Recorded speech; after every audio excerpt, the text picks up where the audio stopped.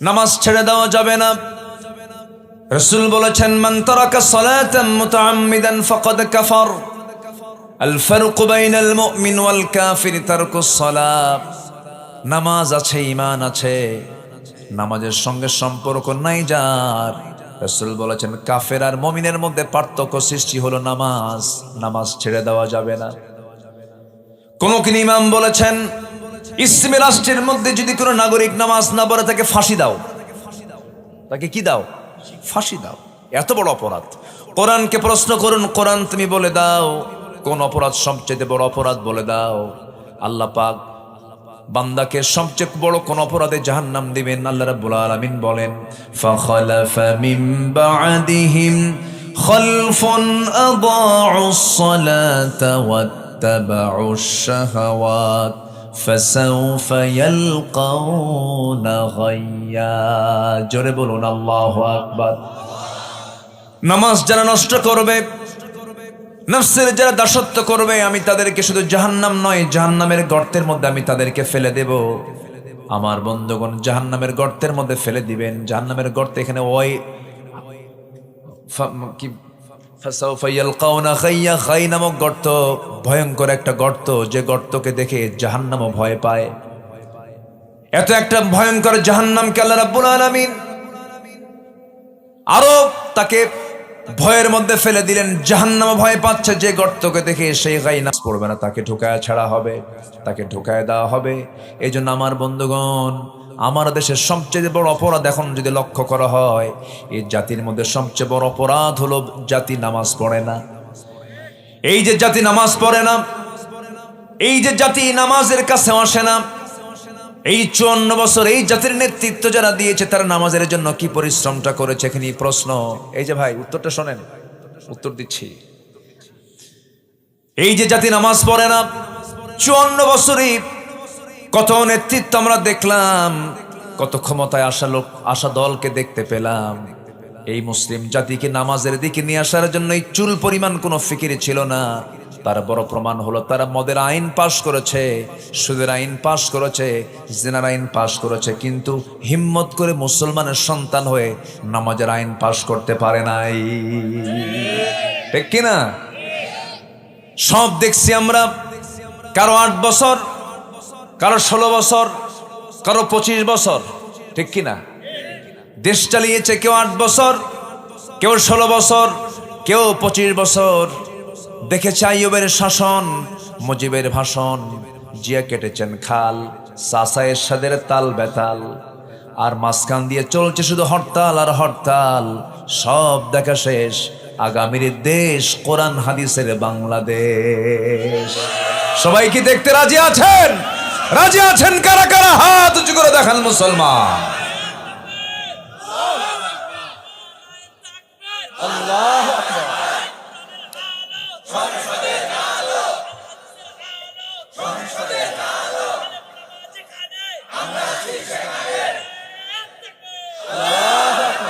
আমার নেতা তোমার নেতা, এটা যেন বাদ না যায়। আমরা নেতার সংকটে আছি, আমাদের কোনো সংকট নেই, শুধু নেতৃত্বের সংকট দূর হলেই জাতি সব সোজা হয়ে যাবে। ঠিক কিনা? কোন চোরকে আমরা নেতৃত্ব দিতে চাই না। দেশ থেকে শুধু টাকা লোপাট হয়েছে, ওরা দেশকে ব্যবসার পুঁজি বানিয়েছিল। আমার দেশের সন্তানগুলোকে হাতে অস্ত্র তুলে দিয়ে সন্ত্রাস বানিয়েছে, আর নিজের সন্তানদেরকে ইউরোপ আমেরিকায় পড়াশোনা করাইছে, বিয়ে বাড়ি বানাইছে আমেরিকা। সম্মানিত ভাইয়েরা, আমরা তাদের হাতে আর দেশ দিতে চাই না, আমরা আমানতদারদের হাতে আমরা দেশ তুলে দিতে চাই, যারা দেশকে প্রকৃত ভালোবাসে। আল্লাহ কবুল করুন, জোরে বলি আমিন, আরো জোরে আমিন। সফল হওয়ার জন্য 1 নম্বর শর্ত হলো আমরা ঈমান আনবো, নেক আমল করবো, জোরে বলি ইনশাআল্লাহ। কিন্তু আমরা আমাদের দেশে কিছু মুসলমান কেমন দেখতে পাই, যাদের সকালবেলা ঈমান আছে, বিকেলবেলা ঈমান নাই। ইউসবিহু মুমিনান ওয়া ইমসি কাফিরান। সামান্য এক বিড়ির কাছে ঈমান বিক্রি করে দেয়।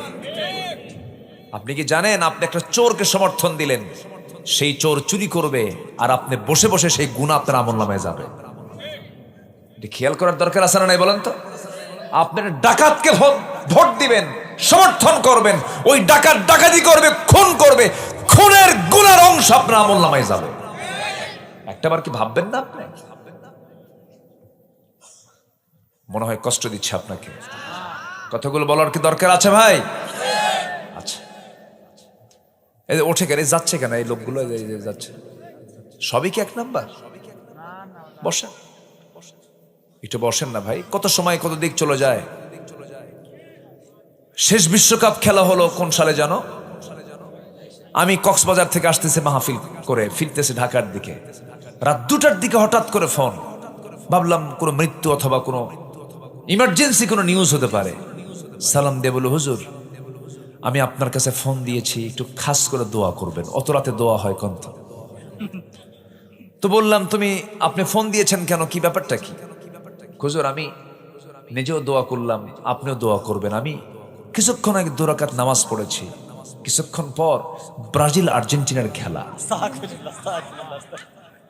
আমার রাগ এমন উঠলো, কি কব আর। তাহলে রাত 3টা পর্যন্ত যদি জেগে থেকে খেলার অপেক্ষায় থাকতে পারে, যেখানে বসে আছেন এই জমিন একদিন আমার আপনার জন্য আল্লাহর কাছে সাক্ষী হতে পারে, নাজাতের কারণ হতে পারে। একটা লোক উঠবেন না, জোরে বলি ইনশাআল্লাহ। কত সময় কত জায়গায় চলে যায়। এই জায়গায় বসার যে সম্মান, যে মর্যাদা, এটা যদি কেউ বুঝতো, লটারি দিয়ে হলেও বসতো, এই জায়গায় উঠতো না, টিকিট কেটে বসে থাকতো। গোপীনাথের মেলা আছে নাকি দিকে? আসলে যাবেন, বেশি করে যাবেন, সব পাবেন। ভাবতেছেন হুজুর কোনো খোঁজ খবর রাখে না। সম্মানিত ভাইয়েরা, ঈমান আনবো আমরা সাহাবীদের মতো, জোরে বলি ইনশাআল্লাহ। আমার দেশে কিছু লোকের নামই আছে ঈমান আলী, ও ঈমান নিয়ে বসে আছে না? এরকম আছে না? নাম হলো ঈমান আলী, নামাজ পড়ে না। নাম হলো রমজান আলী, রমজান মাসে দুপুর বেলা ভাত খায়। নাম হলো হিম্মত আলী, সাইকেলের চাকা বাস্টলে শীত হয়ে পড়ে। নাম হলো আতর আলী, গোটায় গায়ে গাজার গন্ধ। নাম হলো বাদশা মিয়া, ভিক্ষা করে। নাম হলো খোকা মিয়া, বয়স 80 বছর, ও এখনো খোকায় আছে, বুড়ো হয় নাই। নাম দিয়া বংশ দিয়া জান্নাত মিলবে না। ঈমান একটা গুরুত্বপূর্ণ বিষয়। নাম দিয়ে বংশ দিয়ে যদি জান্নাত মিলতো, আবুল আহাবের বংশ, আবু জেহেলের বংশ, আমার নবীর বংশ 2 না 1 বংশ। বাবার পরিচয় দিয়ে যদি সন্তান জান্নাত পেয়ে যেত, নূহ আলাইহিস সালাতু ওয়াস সালাম নবী ছিলেন, তার ছেলে কেনান জান্নাত না জাহান্নাম? জাহান্নাম। নবীর বউ লূত আলাইহিস সালাতু ওয়াস সালামের বউ ছিল একজন কাফেরা, জান্নাত না জাহান্নাম? জাহান্নাম। স্বামীর পরিচয় দিয়া, ছেলের পরিচয় দিয়া, বাবার পরিচয় দিয়ে যদি জান্নাত মিলে যেত, ইব্রাহিম আলাইহিস সালাতু ওয়াস সালাম একজন নবী ছিলেন, তার বাবা ছিল একজন মুশরিক আযার, জান্নাত না জাহান্নাম? জাহান্নাম। অতএব কোন বংশের পরিচয় দিয়ে জান্নাত মিলবে না, বাবার পরিচয় দিয়ে জান্নাত মিলবে না। জান্নাত পেতে হলে বংশ লাগবে না ঈমান লাগবে? সফলতার 1 নম্বর শর্ত হলো ঈমান। 9টা শর্ত আছে, কেবল চলতেছে কয় নাম্বার বলেন? নুরু। ওয়াজ কি শেষ না শুরু? বহু লম্বা লম্বা কথা। একজন সাহাবীর কথা মনে হলো। মাসখানেক আগে, মাস 1.5 আগে গিয়েছিলাম মক্কা মদিনায়, ঘুরে আসলাম। আহারে, নবীর মদিনায় যখন হাঁটতাম মনে হতো আমার প্রিয়জন এখানে শুয়ে আছেন, আমার প্রাণের চেয়ে প্রিয় শুয়ে আছেন। ইমাম মালিক রাহিমাহুল্লাহ মদিনার মাটিতে যখনই আসতেন, কখনো তিনি জুতা পায়ে হাঁটতেন না। যখন বলা হতো, মালিক তুমি জুতা পায়ে হাঁটো না কেন? তপ্ত রোদের, এই তপ্ত রোদ, এই তপ্ত রোদে তোমার পাটা ঝলসে যাবে, কেন তুমি খালি পায়ে হাঁটো? তিনি বলতেন, ভাইরে, যে মদিনার মাটিতে রাসূল শুয়ে আছেন, সেই মদিনার মাটিতে আমি কেমনে জুতা পায়ে হাঁটি? কারণ জীবনের চাইতে রাসূলকে বেশি ভালোবাসি। জোরে কোন সুবহানাল্লাহ। আমার বন্ধুগণ, কাদের মতো ঈমান আনতে হবে? একজন সাহাবীর কথা মনে হয়ে গেল। ঈমান এনেছেন, কত বড় পরীক্ষা চলে আসলো। আপন চাচা বলে ফেলতেছে, ভাতিজা বাপ মরে গেছে, তোকে দেখেছি তুই এতিম ছিলি, তোকে বড় করেছি, শুনলাম তুই নাকি ঈমান এনেছিস। সঙ্গে সঙ্গে ভাতিজা বলছে, চাচা শুনবেন কেন, আপনি দেখেন, আশহাদু আল্লা ইলাহা ইল্লাল্লাহু ওয়াহদাহু লা শারীকা লাহু ওয়া আশহাদু আন্না মুহাম্মাদান আবদুহু ওয়া রাসূলুহু। হেদায়েতের মালিক কে? চাচা বলছে, ভাতিজা আমার বাপ দাদার ধর্মে তুমি চুনকালি মেরেছো, তোমাকে রক্ষাই। তুমি কি জানো এর ফলাফল কি হতে পারে? সব সম্পত্তি জোর করে তোমার হাত থেকে ছিনিয়ে নেব। মুস্কি হাসি মেরে বলছে, চাচা সম্পদ ছিনিয়ে নেওয়ার হুমকি দেখান, আপনি কি জানেন আমার ঈমানের কাছে শুধু আমার সম্পদ কেন, গোটা দুনিয়ার সম্পদ আমার কাছে তুচ্ছ। জরকান সুবহানাল্লাহ। আর বিড়ির প্যাকেট একখান দিয়া কয়, ঠিক আছে দেখবো, আছে না ভাই, আছে না ভাই। আমার বন্ধুগণ, চাচা খেপে গেল, রেগে গেল, জামায় কলারে হাত দিয়ে টেনে জামা ছিঁড়ে ফেলল, পরনের লুঙ্গিটা পর্যন্ত খুলে রক্তাক্ত করে ঘাড় ধাক্কা দিয়া ঘর থেকে তাকে উলঙ্গ করে বের করে দিয়েছে। বের হয়ে গেলেন ঈমান নিয়া। কি নিয়া? ঈমান নিয়ে। সব ছাড়লেন, কি ধরলেন? ঈমান ধরলেন। মার দরজায় গিয়ে বলছে, মা দরজা খুলো, আমাকে দেখো না, আমাকে উলঙ্গ করে বাপ চাচা ঘর থেকে বের করে দিয়েছে। মার কাছ থেকে একটা চাদর নিলেন, ছোট্ট একটা কাপড় নিয়ে কোনো মতো সতরটা ডাকলেন। সেই সময় শীতকাল চলে, শীতের মধ্যে খালি গায়ে হেঁটে হেঁটে তিনি ওই মদিনা পর্যন্ত, নবীর দরবার পর্যন্ত চলে গেলেন। নবীর দরবারের সামনে গিয়ে, দরজার সামনে গিয়ে দাঁড়ায় আর নক করছেন, ইয়া রাসূলুল্লাহ সালামুন আলাইক। নবীজি দরজা খুলেই দেখেন গায়ে কিছু নাই, থরথর করে কাঁপে, চেহারা সাদা হয়ে গেছে, ঠান্ডায় কাঁপতেছে। ভিতরে ঢুকলেন, নিজের গায়ের সুন্দর দুটো জুব্বা তিনি বের করে বলছেন, ও আল্লাহর গোলাম, গায়ে আগে কাপড়টা পরে নাও, তোমার তো ঠান্ডা লাগছে। বিস্তারিত শুনলেন। এরপর রাসূল মুস্কি হাসি মেরে বলছেন, তোমার চাচা তোমাকে উলঙ্গ করে ঘর থেকে বের করে দিয়েছে, বস্ত্রহীন করেছে, আমি তোমাকে আমার গায়ের জুব্বা, আমি তোমার বরকতময় জুব্বা দিয়ে দিলাম। ঈমান আনলে লস না লাভ? পরাজয় না বিজয়? বিফল না সফল? সফল। এই তো সফলতা শুরু হয়ে গেল। আমার নবীজি বললেন, ও আব্দুল্লাহ, তুমি আমার কাছে কিছু চাও নাকি?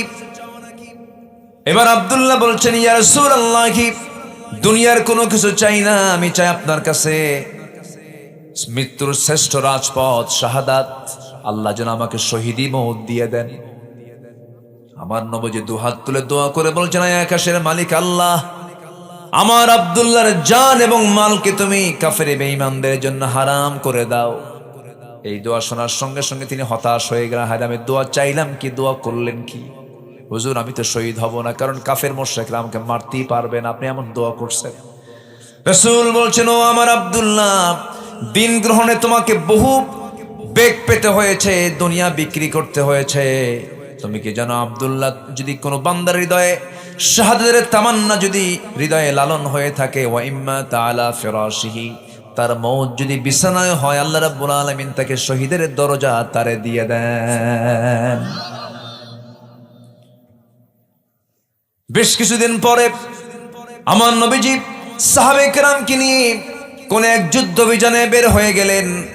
যুদ্ধ শেষ হওয়ার পর ফেরত আসতেছেন মদিনার দিকে, হঠাৎ করে নবীর কানে সংবাদ গেল, হুজুর, আপনার প্রিয় সাহাবী আব্দুল্লাহ অসুস্থ হয়ে পড়েছে।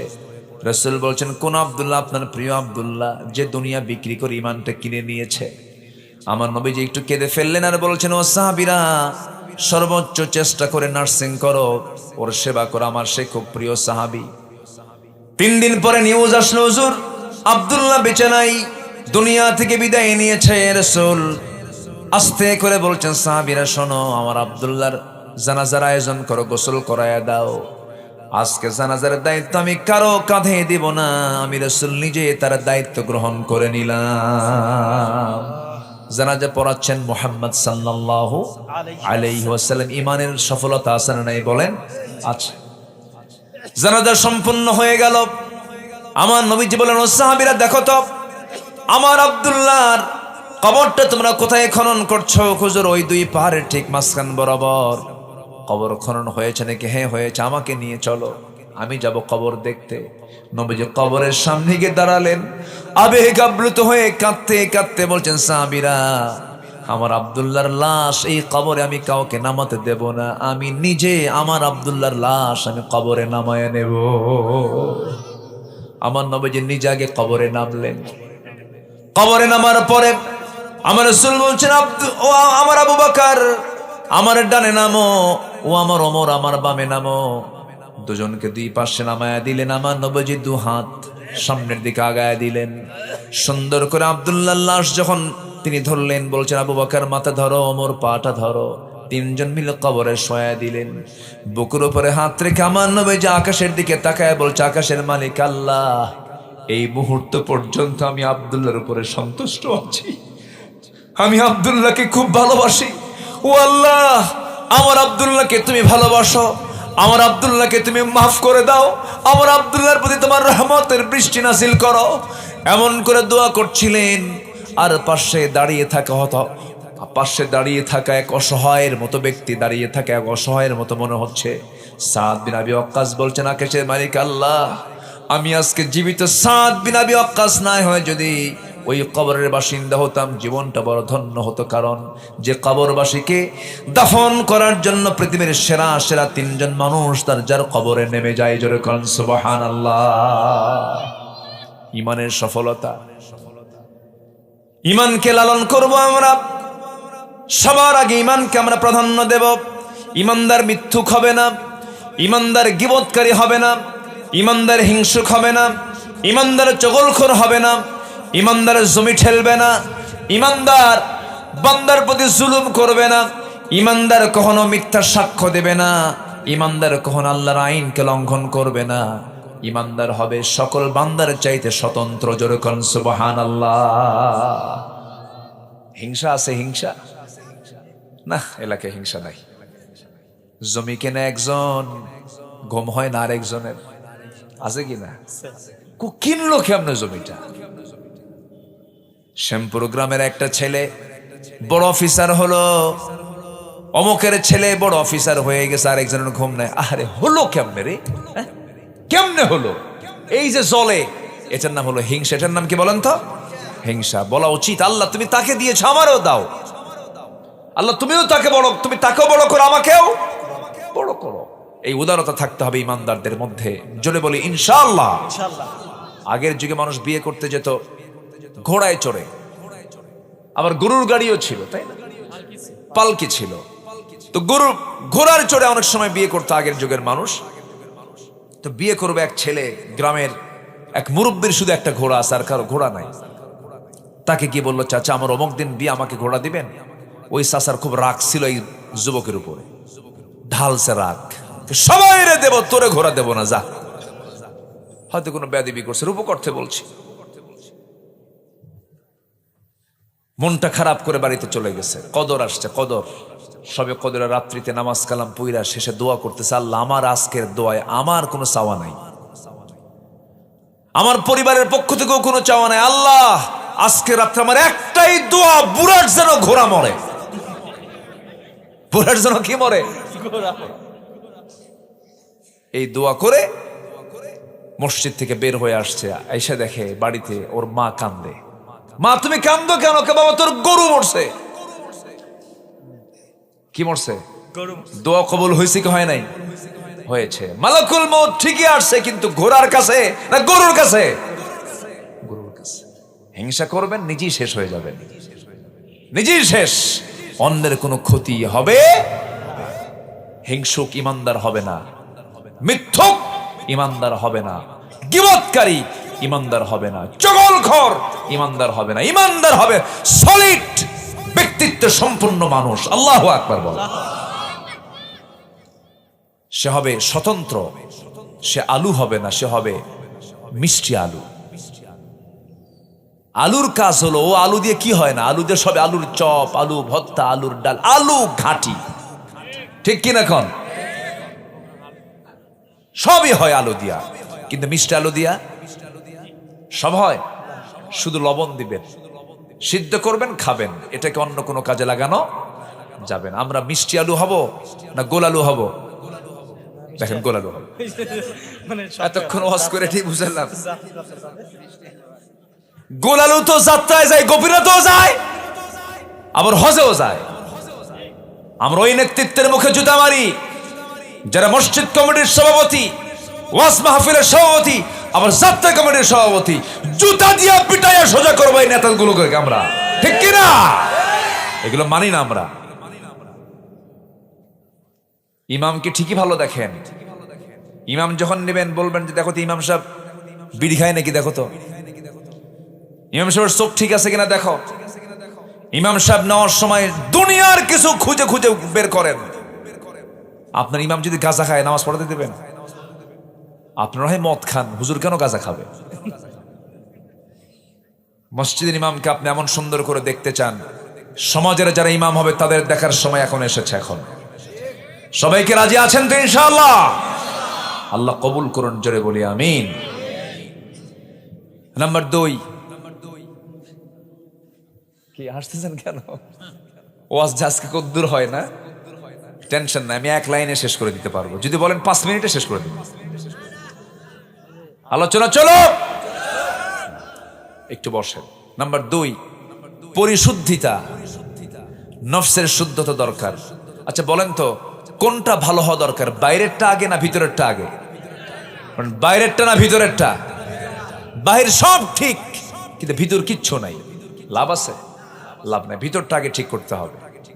ভিতর হচ্ছে নফস। ভিতরটা কি বলেন তো? নফস। সুন্দরী মেয়ে দেখলেই কি দেখতে মন চায়? চুপ করে আছে, মনে হয় সব ফেরেশতা বসে আছে, বুঝলেন?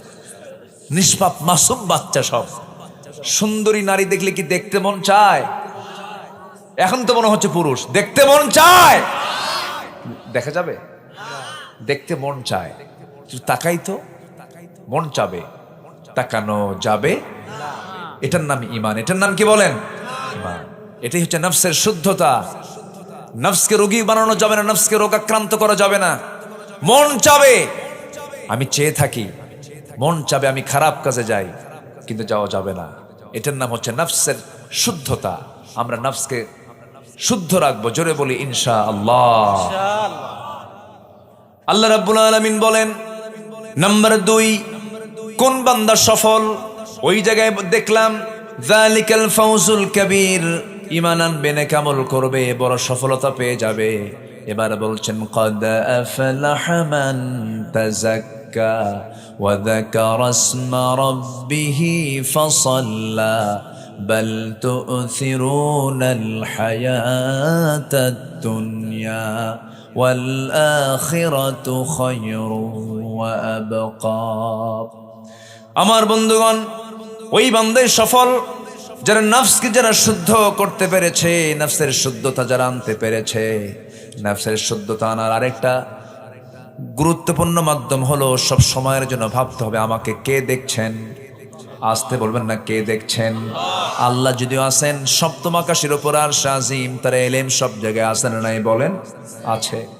আল্লাহ বলছেন বান্দারে তুই আমাকে বড় সাক্ষী বানায় এনে, তুই আমাকে বড় রাজ সাক্ষী বানায় নিয়ে তুই জমিনে চলবি, তুই কোনো খারাপ কাজ করতে পারবি না, কারণ আমি সেখানে আছি, আমার ইলম সেখানে আছে। এই জন্য আমাদের সমস্ত আমলকে মজবুত করার জন্য সব সময় ভাববো আমার সঙ্গে কে আছেন? আল্লাহ আছেন।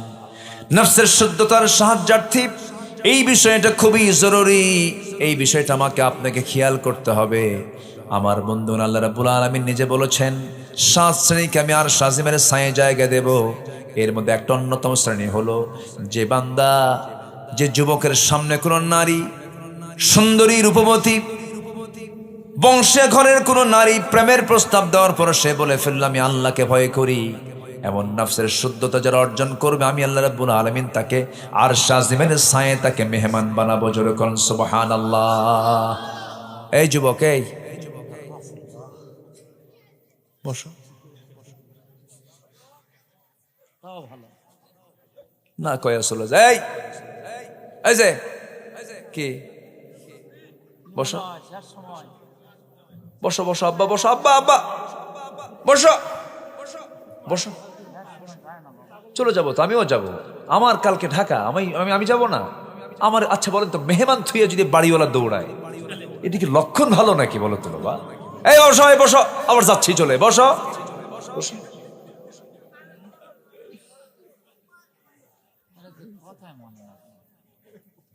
বসো বাবা। সম্মানিত ভাইয়েরা, এই তো আর কিছুক্ষণ থাকবো আমরা, একটু বসেন। কি যেন বলতেছিলাম? ইন্নী আখাফুল্লাহ। আর শাজিমের ছায়া জায়গা দেওয়া হবে। আর শাজিম কয় মাইল দূরে? কোন কত মাইল দূরে? 3 মাইল না 10 মাইল?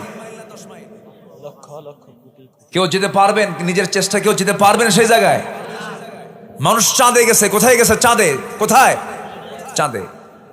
নিকটবর্তী চাঁদ ঘুরে আসছে। 70 দশকে নীল আর্মস্ট্রংরা গিয়েছিলেন। মঙ্গল গ্রহে মানুষ গেছে।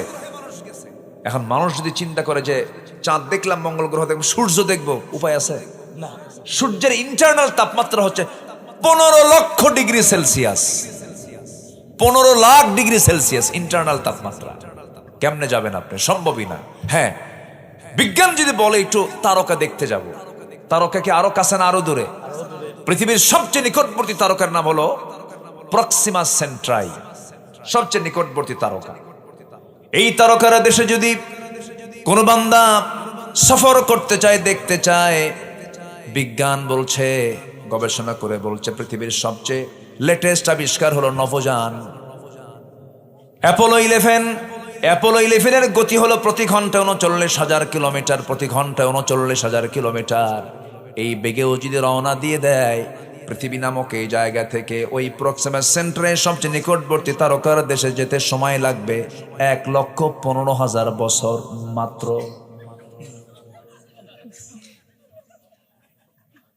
ছোট্ট ছিল, বুঝে গেছে, দেখছেন? মাশাআল্লাহ। বলি আল্লাহ আল্লাহ, আল্লাহু আকবার বলেন। 1,15,000 বছর মাত্র। মাত্র বাঁচবেন কয়দিন? যাবেন কোন দিন? আর আল্লাহ বলছে, তুই আমার ভয়ে নিজের সতীত্ব, নিজের যৌবনকে কন্ট্রোল করবি, নফসকে কন্ট্রোল করবি, নফসের শুদ্ধতা আনবি। আমি আল্লাহ তোকে স্পেশাল মেহমান বানায়া আর শাজিমের ছায়া জায়গা দিয়ে দেব। জোরে কোন সুবহানাল্লাহ। কত বড় নিয়ামত, কত বড় প্রাপ্তি আল্লাহ পাক বান্দাকে দিতে চান, কিন্তু বান্দা নিতে চায় না। জান্নাতের যে নিয়ামত, দুনিয়ার জন্য আমরা পাগল। আমার রাসূল একটা মরা ছাগলের কান ধরে আছেন, মরা ছাগলের। সে কানটা আবার কাটা। কানটা কি? ধরে বললেন, এটা কেউ টাকা দিয়ে কিনবা? কুজুর টাকা দিয়ে কেনা যায়? ওর তো কানও ঠিক নাই, দামি নাই। আমার রাসূল বলছেন, এই মরা ছাগলটা যেমন তোমার কাছে মূল্যহীন, ঠিক আমার আল্লাহর কাছে দুনিয়াটা এই মরা ছাগলের মতো। এই দুনিয়া পার হয়ে যাবে। জান্নাতের একটা কোড়া রাখার জায়গা, একটা কোড়া রাখার জায়গা, খায়রুদ দুনিয়া ওয়া মা ফিহা, দুনিয়া এবং দুনিয়ার মাঝে যা আছে তার চেয়ে দামি। কেউ তো সুবহানাল্লাহ বলতেছেন না। সেই জান্নাত কি সবাই পেতে রাজি আছেন তো? পেতে রাজি আছেন তো? নিজের বইয়ের দিকে নজর, অন্যর বইয়ের দিকে নজর, এটা যেন মনে থাকে। আবার আমরা নফসকে ইমানদারের নফসে রূপান্তর করব। জোরে বলি ইনশাআল্লাহ। কিছু নফস আছে কুত্তা নফস। কি নফস বলেন? কুকুরের মতো স্বভাব, সব জায়গায় সাটন মারে। কি ঠিক কিনা? ঠিক কিনা? সব জায়গায় চাটন মারে। এটা হচ্ছে কুত্তা নফস। উলাইকা কাল আনআম বাল হুম আদাল। আমি কই নাই, এটা আল্লাহ কইছে। কি ঠিক আছে কিনা? কোন এটা কি আমার কথা বলতেছে নাকি? এরা চতুষ্পদ জন্তু, তার চেয়েও খারাপ, কুত্তার চেয়েও খারাপ। আল্লাহ আমাদের ইমানকে মজবুত করে দেন। জোরে বলি আমিন। ইমান চেক মসজিদে হবে না, ইমান চেক হবে বাজারে। মসজিদে নামাজ পড়ার পরিবেশ আছে, ওখানে ইমান চেক কি হবে? ইমান চেক হবে, যাত্রা হচ্ছে, তুমি যাও নাকি? আসতে কম কেন? ইমান চেক হবে। সুদের কারবার চলে, তুমি সুদের কারবার করবা নাকি? এখানে ইমান চেক হবে। তসবিহ জপবেন, মক্কায় যাবেন, মদিনায় যাবেন, ওখানে ইমানের চেক নাই। ওটা তো ধর্মীয় কাজ করবেনি আপনি। রাগ করতেছেন মনে হয় আপনারা। কি নফসকে পচা রাখবো না শুদ্ধ করব? নফসকে শুদ্ধ করব। জোরে বলি ইনশাআল্লাহ। হারাম কিছু খাবো না, হারাম কিছু দেখবো না, হারাম দেখি চিন্তাও করবো না। জোরে বলি ইনশাআল্লাহ। এক সাহাবী বলেন, হুজুর ওয়াজ আমি বেশি শুনবো না, আমারে খুব কম কিছু আমল দেন, আমি জান্নাত পেতে চাই। নবীজি বললেন, তাই বসো। রাসূল কাউকে হতাশ করতেন না, বস এখানে বস, কি করবা তুমি বলো? হুজুর আপনি শিখায় দেন, তুমি কি করতে চাও বলো। ওই সাহাবী বলছেন, ইদা সাল্লাইতুল মাকতুবাত ওয়া সামতু রমাদান ওয়া আহলালতুল হালাল ওয়া হাররামতুল হারাম ওয়া লাম আযিদ আলা যালিকা শাইআন আদখুলুল জান্নাতা ইয়া রাসূলুল্লাহ। তিনি বলছেন, হুজুর আমি যদি 5 ওয়াক্ত নামাজ পড়ি, রমজান মাসে রোজা রাখি, হালালকে হালাল জেনে হালাল জীবন গ্রহণ করি, হারামকে হারাম জেনে হারাম জীবন যদি ছেড়ে দেই, আমি কি জান্নাত পাবো নাকি? রাসূল মুস্কি হাসি মেরে বললেন, সাহাবী তুই জান্নাতি। জোরে কোন সুবহানাল্লাহ। আমাদের মূল প্ল্যান হলো জান্নাতে আমাকে যেতেই হবে। জোরে বলি ইনশাআল্লাহ। কিন্তু যে বিড়ি টানে, বা বিড়ির টান দেখে মনে হয় ওর জন্মই হয়েছে বিড়ি খাওয়ার জন্য, আছে কিনা বলেন? এত বিড়ি খায়, দেখছেন কি কয়? শুনছেন কথা? শেষ হতে আরেকটা, আরেকটা শেষ হতে আরেকটা, রাত 3টার দিকে ঘুম থেকে উঠেও খায়, সকালবেলা নাস্তা মিস, কিন্তু বিড়ির কোনো মিস নাই। বাথরুমে ঢোকে সেখানেও খায়, সাড়ে ওদিকে ধরে। যেরকম নাউজুবিল্লাহ। আর সে যাবে জান্নাতে, কম কথা, ওর জান্নাতে যেও তো বিড়ি তালাশ করবে। এক মাহফিলে গেছি কুড়িগ্রাম, নাম শুনেছেন তো? আমাদের দেশে কিছু গ্রাম আছে, চট্টগ্রাম আছে, 14 গ্রাম আছে, আর মাত্র এদিকে কি গ্রাম? কুড়িগ্রাম। আবার পাটগ্রাম আছে, আবার এখানে কি আছে? 5 গ্রাম। সর্বনিম্ন এটাই তো, এর নিচে আর নাই, 0 গ্রাম নাই আর কোথাও।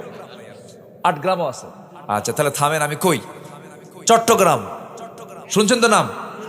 এই কুমিল্লার দিকে আসতে 14 গ্রাম, এরপরে চলে গেছে পাটগ্রাম, তার পাশে আছে হলো কুড়িগ্রাম।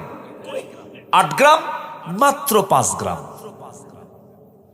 আমি গেছিলাম হলো কুড়িগ্রামে এক মাহফিলে। আমি এই বিড়ির ব্যাপারে যখন কথা বলছিলাম, জান্নাতের নিয়ামতের কথা বলছিলাম, জান্নাতে এই থাকবে, ওই থাকবে, এই নহর থাকবে, এই খাবার থাকবে, এরকম হুর থাকবে, জান্নাতের বর্ণনা প্রায় 1 ঘন্টা ধরে আয়াত বলতেছিলাম।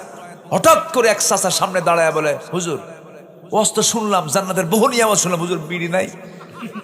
ওর এমন চিন্তা যে এইটা তো শুনলাম না, থাকবে কিনা। এরকম কিছু জান্নাতে দেওয়া হবে না। জান্নাতে যা খেলে আপনার কলিজা পুরে শেষ হয়ে যাবে, এমন কিছু জান্নাতে দেওয়া হবে না। জান্নাতে যা দেওয়া হবে, আপনার জীবনটারও তরুতাজা হয়ে যাবে। আল্লাহু আকবার বলে। আল্লাহ তুমি সকল নেশা থেকে যুব সমাজকে হেফাজত করো, বিশেষ করে মদ, জুয়া, হেরোইন, আফিম, ফেন্সিডিল। এদিকে নাই তো ফেন্সিডিল। 5 বিবি কোন দিকে? হিলি কোন দিকে? খবর তো আছে, হ্যাঁ আমার কাছেও খবর আছে। এগুলো করবা না, এগুলোর মধ্যে যাবা না, সব শেষ হয়ে যাবে, সব শেষ হয়ে যাবে। এরপরও সবচেয়ে বড়, এখন আরো বড় ভয়ঙ্কর নেশা হচ্ছে ডিভাইস, এই মোবাইলের, ফ্রি ফায়ার, পাবজি, ক্যাসিনো, এই নেশাগুলো। যুবকরা এগুলো বাদ দাও, দয়া করে বাদ দাও। যুবকরা কুটকুট করে হাসতেছে, বুঝলে? বোঝে তো, সব সব বোঝে। তুমি বুঝো, কিন্তু তোমাকে বোঝেন কে? আস্তে তোমাকে বোঝেন কে? জীবন কয়টা? সাজানোর সুযোগ কয়বার? একবার। আর ফিরে পাবা না। সুন্দর করে সাজায় নাও ঈমান দিয়ে, জোরে বলি ইনশাআল্লাহ। আমার ভাইয়েরা, নাম্বার 3 হলো সত্যবাদী হওয়া। নাম্বার 4 হলো আমাকে আপনাকে তাকওয়া অর্জন করতে হবে। তাকওয়াটা কি? তাকওয়া হলো সমস্ত হারাম কাজ থেকে নিজেকে বাঁচিয়ে রাখা। ছোট্ট একটা উদাহরণ দেব আমি। তাকওয়াটা কি? এই যে বোতল দেখতে পাচ্ছেন, গ্লাসটা দেখতে পাচ্ছেন, এরকম একটা বোতল নিয়ে ওমর ফারুক মধু নিয়ে আসছেন বাড়িতে। 1 বোতল মধু নিয়ে বাড়িতে এসে বলছে, বউ আমার এই বোতলটাকে 5টা ভাগ করো, মধুটা 5টা ভাগ করে প্রতিবেশীর 4 ঘরে 4 অংশ দিয়ে আমাদের একটা অংশ আমাদের জন্য রেখে দাও। বউয়ের হাতে বোতল হস্তান্তর করার পরে তিনি বলছেন, না আমাকে দাও, আমি তোমাকে ভাগ করতে দেব না। বলেন তো এই আচরণ স্বামী যদি বউয়ের সঙ্গে করে কি হতে পারে? আপনার বউ কি করবে? কোন রাগ হবে? হবে। বলবে আমারে চিনলে না, 37 বছরের সংসার তুমি ধ্বংস করে দিলা, তুমি আমার বিশ্বাস করো না, কত কি বলবে। কিন্তু ওমর ফারুকের বউ কি আমার আপনার বউয়ের মতো? উনি বললেন, তাই ঠিক আছে নেন, একটু হলো তো মন খারাপ হওয়ার কথা, তাই না? নিলেন। বোতলটা নিয়ে করলেন কি, প্রতিবেশীর এক ঘরে ঢুকলেন, প্রতিবেশীকে ডাক দিয়ে বলছেন, প্রতিবেশী আমার, সুন্দর করে 5টা ভাগ করো, একটা ভাগ তুমি নাও আমাকে দাও, আর বাকি 3টা ভাগ প্রতিবেশীর ঘরে ঘরে পৌঁছায় দাও, সমান ভাগে ভাগ করবো যেন কম বেশি না হয়।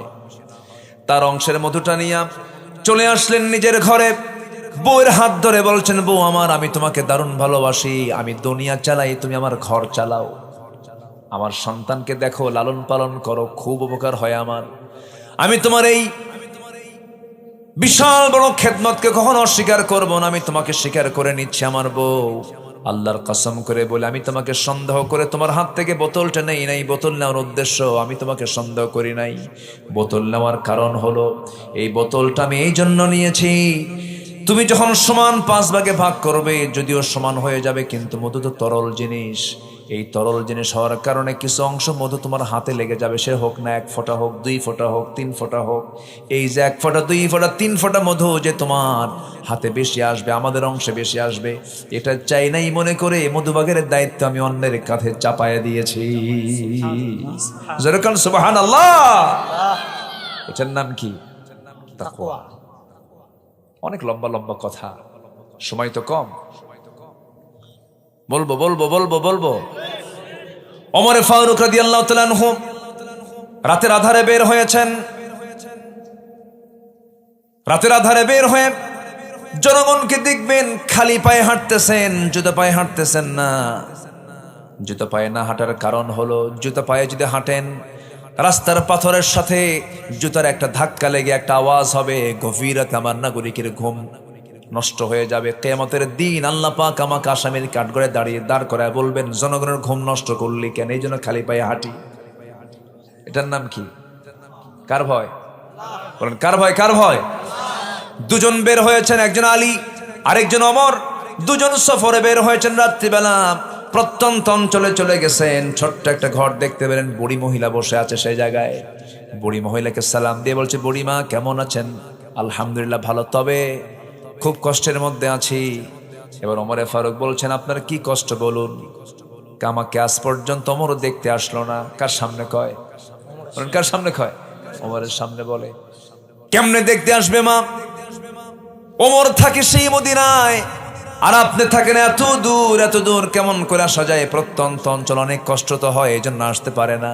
এবার মহিলা বৃদ্ধা নারী বলছে, দূরে মনে হয় তোমরের দায়িত্ব নেওয়ার কি দরকার ছিল? কি কথা কি বুঝতে পারছেন? ও যদি দূরেই মনে করে তো দায়িত্ব নেওয়ার কি দরকার ছিল? আসামি হয়ে গেলেন। ওমর ফারুক সঙ্গে সঙ্গে চোখ দিয়ে পানি বের হয়ে গেছে। যদি এই মহিলা কিয়ামতের দিন আমাকে ধরে ফেলে, আমি নাজাত পাবো না, এই মহিলার সাক্ষী আমাকে জাহান্নামে নিয়ে যাবে। এবার বলছে, মা একটা প্রস্তাব দেব কি? সেই প্রস্তাবটা হচ্ছে, আপনি কি এই মামলাটা মিটায় নেবেন নাকি আপনি মাফ করে দেন ওমরে ফারুক রে? ওমরে ফারুক রে মাফ করবো না, মাফ করে দেন, টাকা দেওয়া হবে, দিনার দেওয়া হবে। 25 দিনারের চুক্তি করা হলো, 25 দিনার তার হাতে দেওয়া হবে। এমন সময় ওমরে ফারুক নিজের পরিচয় গোপন করে রাখছেন। দূর থেকে আলীকে ডাক দিচ্ছেন, আলী এইদিকে আসো, আমিরুল মুমিনিন ওমরে ফারুক, আমি আসতেছি। মহিলার কানে এই নামটা চলে গেছে। মহিলা থরথর করে কাঁপের, এতক্ষণ ধরে আমি কার সঙ্গে কথা বললাম, ভয় থরথর করে কাঁপতেছে। ওমরে ফারুক বলছেন, মহিলা আপনার চেহারা ফ্যাকাশে হয়ে গেছে কেন? তিনি বলছেন, না ভুল করে ফেলেছি ওমরে ফারুক, আমিরুল মুমিনিন আমাকে মাফ করে দেন। না না, ভুলটা আপনি করেন না, আমি করেছি, আপনি আমারে মাফ করে দেন। আপনি যা নিয়েছেন টাকা, এই যে টাকা দিয়ে দিলাম। তিনি কোনো লেখার জিনিস না পেয়ে করলেন কি, নিজের জামাটা ছিঁড়লেন, জামার কাপড়ে লিখে নিলেন। মহিলার কাছ থেকে 25 দিনারের বিনিময়ে মামলা তুলে নেওয়া হলো। কথা বোঝেন নাই? ওই কাপড়টা, ওই কাগজটা, ওই লেখাটা লিখে নিয়ে আসলেন।